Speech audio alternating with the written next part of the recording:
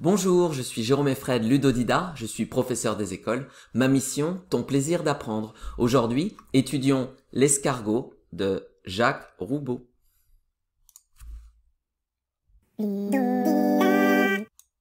Voici les 5 étapes de notre apprentissage: la découverte, la compréhension, l'observation, la mémorisation et la révision. Étape 1, la découverte. L'escargot. Il passe comme un paquebot dans l'herbe tremblante de pluie, quand les araignées essuient leur toile, car il fait beau. J'ai toujours aimé l'escargot, son pas frais, luisant et sans bruit, sa navigation dans la nuit, le long des murs, vivant cargo. On en retrouve le sillage, le matin, brillant au soleil. Où va l'escargot qui voyage? Dans le noir, corne en éveil, en haut du fenouil, en équilibre, il médite sur les étoiles libres. Jacques Roubaud.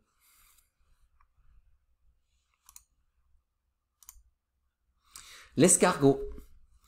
Il passe comme un paquebot dans l'herbe tremblante de pluie, quand les araignées essuient leur toile, car il fait beau. J'ai toujours aimé l'escargot, son pas frais, luisant et sans bruit, sa navigation dans la nuit, le long des murs, vivant cargo. On en retrouve le sillage le matin, brillant au soleil. Où va l'escargot qui voyage? Dans le noir, corne en éveil, en haut du fenouil, en équilibre, il médite sur les étoiles libres. Jacques Roubaud. Je t'invite à appuyer sur pause pour relire la poésie et essayer de la comprendre.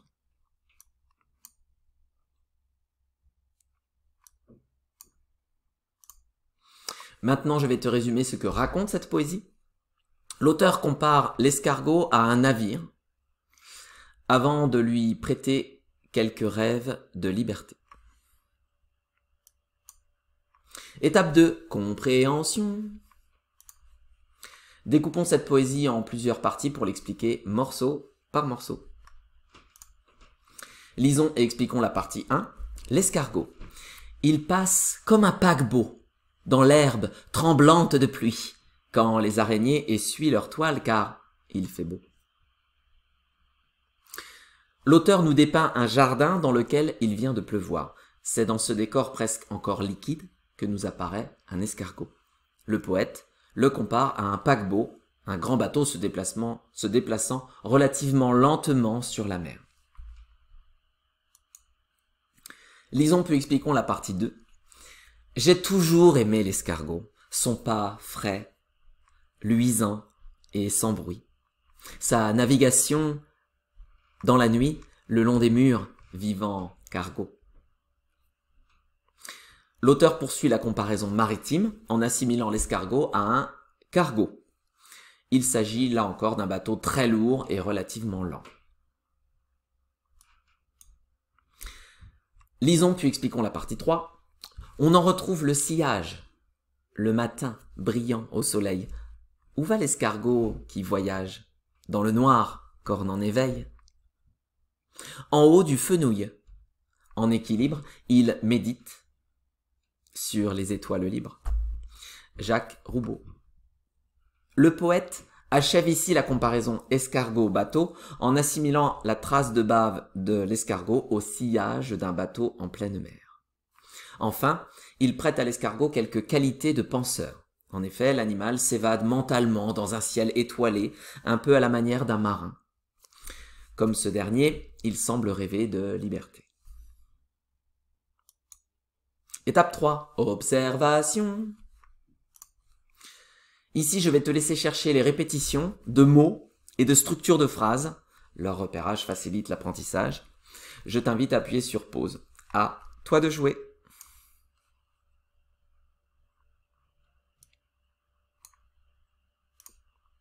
Ici, je vais te laisser chercher les rimes comme sillage, voyage. Leur repérage facilite l'apprentissage. Je t'invite à appuyer sur pause. À toi de jouer.